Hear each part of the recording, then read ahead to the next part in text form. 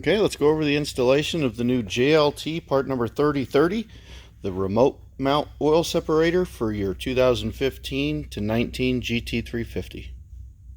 Okay, the first thing you're going to do is you're going to remove the factory PCV hose. You're going to pull the tabs over and pull them up.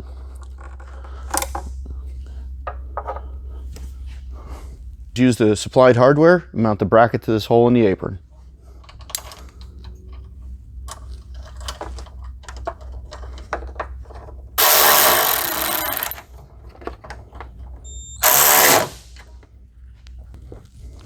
Now you can use the supplied Phillips head screws to mount the separator to the bracket.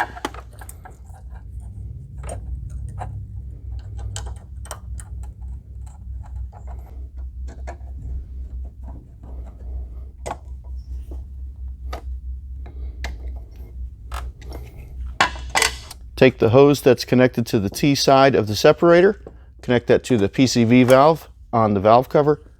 Take your other hose, route it around the upper radiator hose, and connect that to the manifold. You'll hear it click. And to remove, you simply squeeze on the gray tab and pull.